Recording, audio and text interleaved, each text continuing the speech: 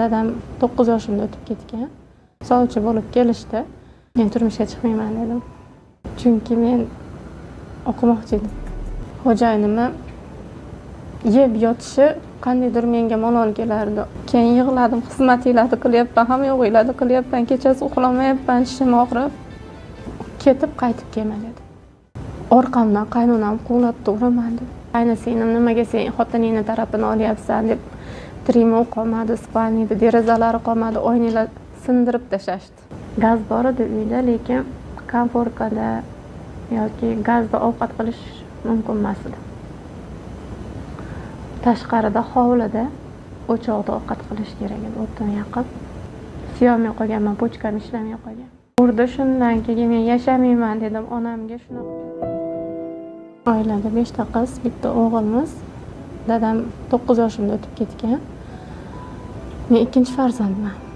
Turmushga chiqqanimcha o'zim chevarchilik parda tikardim. Sovchi bo'lib kelishdi. Onamga yoqdi. Men turmushga chiqmayman dedim. Chunki men o'qimoqchi edim. Toshkentda muhit boshqa, aynib ketasan. Undan turmushga chiqib oila qilgani yaxshi deb. Bir yaxshi insonga sovchi kelganda uni qaytarishganda boy odam uni uyida xizmatkor bo'lasan, seni xizmatkorlikka olishmoqchi deb rosa anaqa qilishgan. Lekin erimni uyida xuddi shu narsalarni ko'rganman. Даже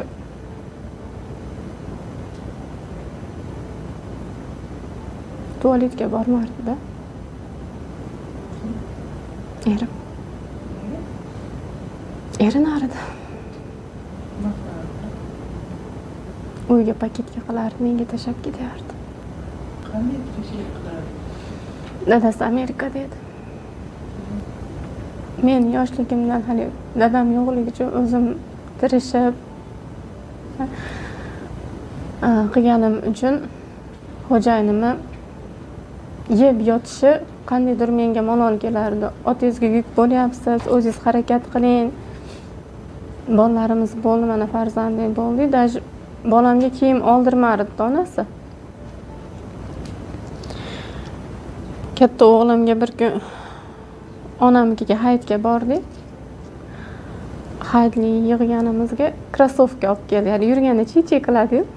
Havas qilganman. Birinchi bolaga shunaqa olishni havas qilib olganimda onamniki yaqin, xo'jayinimniki bilan qolib ketgan. Xo'jayinim bizni tashab qo'yib qaytib olib keldi hali krossovkani. Endi men havas qilib olganim uchun qolib ketibdi, olib kelingchi, yillab yursin bu yerda degandim. Keyin olib kelganda onasi shunaqa yomon qaragan. Bola aziz ekanda, bola shirin ekanda, bolaga qilish kerak ekanda degan. Keyin xo'jayinim urgan. Ayt. Uydagilar pul berdi, ayt. Men olmadim, ayt deb urgan shu yerda. Ranglari oqarib ketgan. Bitta krossovka 16 mingga olgandim. Narxi esimdan chiqmaydi. Katta o'g'lim 8 oyligida tishim og'rirdi. Homiladorligimdan beri tishim og'riganda. Keyin tish doktoriga olib borib keling desam, bo'pti dedi. Olib bormadim. 1 oy tishim og'rib yurdim. Keyin yig'ladim, xizmatinglarni qilyapman, hamma yo'g'inglarni qilyapman, kechasi uxlamayapman, tishim og'rib. Desam, bo'pti, olib borib kelaman deb ishga ketdi. Qaytib kelib singlim bilan birga olib boraman ekan dedi. Xo'p, oyijonga aytib qo'yaman. Desam, yo'q, tezda kiyinib chiq, shashilyapman men. Ayamga o'zim aytdim dedi. Kiyimlarimni dazmollab chiqsam, men qaynonam aytayapti-da. Men yerdan chiqqan qo'ziqorinmanmi senlarga? Bir og'iz ketyapman deb qo'ysang bo'lmaydimi dedi. Oyijon, tishim og'riyotganini biluvdingiz, olib borib keladi deyatuvdingiz dedim. O'zingiz aytmay qo'yaver, men aytib qo'ydim degani uchun kiyinib chiqayotgandim desam, ketib qaytib kelma dedi. Tish doktoridan nari xohlagan yeringga bor dedi. Yig'ladimki, qachondan beri og'riyapti, salkam 1 yil bo'lib qoldi tishim og'riyotganiga desam men senga gapirdim. Tashqarida mashina turuvdi. Erim oldiga chiqib aytdim. Men bormayman hech qayoqqa dedim. Shuning uchun chiqib men oyijonga aytib qo'yay degandim. Unama deb uyga kirib ketayotsam, qo'limda o'g'lim. Orqamdan qaynonam quvlatdi, uraman deb. Jon holatda spalnigacha bordim. Eshikni yopib turibman, mahkam yopib turibman, uraman deb kiryapti. Itarib kirib urdi, dod deb baqirdim.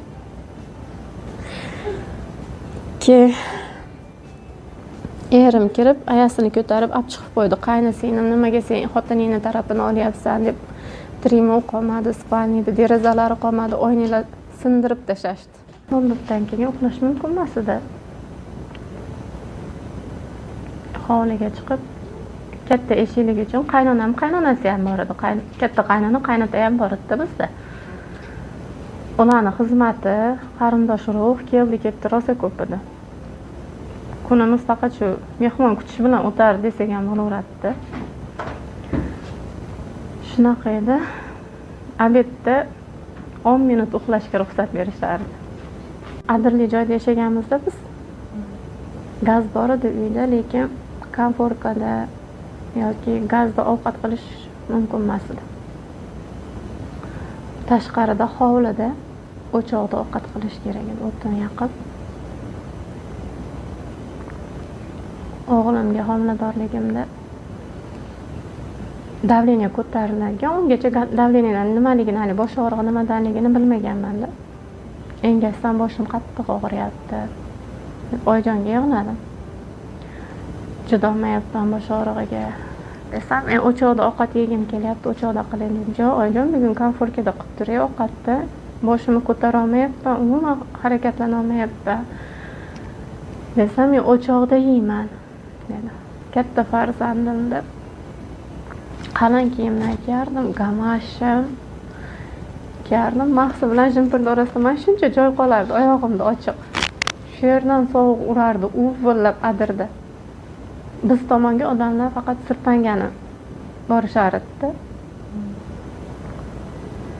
O'g'limni tuqqanimda siyolmay qolganman, pochkam ishlamay qolgan. Pochka shamollab ketgan, qurib qolishi mumkin deb kateter qo'ygan. U ham ta'sir qilmagan. Agar ana bo'lmasa, keyin teshamiz deyishgan. Shu sovuq o'tib ketgan hisobiga. Urdi. Shundan keyin men yashamayman dedim. Onamga shunaqa qiyinchiliklar ko'rganman. Aytmaganman ungacha, chunki onam yolg'iz bizni katta qilib turmushga bergani uchun qiynalmasdan onam deb aytmagandim. Shunda aytganman, "Ona bo'ldi, men yashamayman, chidamayman endi" dedim. Qachon qaror qildingiz ajrashishga? Shu paytda qaror qildim. Hech qachon qadrimga yetmasligini tushundim. Lekin borsam, bolalarim shovqiniga onam chidamardi, insult bo'lganligi uchun onam bilardim chidamasligini. Toqati ko'tarmaydi deb. Nomiga faqat bolalar uchun er-xotin bo'lib yashayman dedim. Majburlikdan. O'rtada yana urdi. Indamadim. Undan buvamga telefon qilib yig'ladim. "Jon qizim, men ayenikiga kelsang ko'ryapsan ahvolni. Sabr qil, Allohdan insof so'rab tur" dedim. "Yegan hech narsamiz yo'q buva" dedim. "Hamma bizni boy deb o'ylaydi, Amerikada mazza qilib yashashyapti" deydi. Endi boshqa qiz olib berishgan. Juvon olgan, bitta farzandli juvonni olib berishibdi. Lekin ajrimga berganimda ham kelib uyga kelib urush qildi. Birinchi sud bo'lganda, muddat berganda ham kelib urib ketdi. Unda onangiznikidami? Onamniki dedi. Ajrim qilib sud tasdiqlaganda ham kelib urib, qo'limni sindirmadi-yu, sindiradigan qilib. Bu yil fevralda 1 yil o'tirdingiz onangiznikida. Ha, 1 yil o'tirdim. Kvartiraga qachon chiqdingiz? Apreldan beri kvartiradama. Onangiznikidan chiqdingiz endi bu yerda. Ha, onamnikidan chiqdim. O'zingiz topdingizmi buni? Ha, o'zim topdim. Daromadim aniq emas. Hijama qilaman, hijamazlik qilaman. Частный klinikada ishlasdim, lekin hozir o'zim mazam bo'lmasdan ishlamayapman. Hozircha daromadim aniq summa yo'q.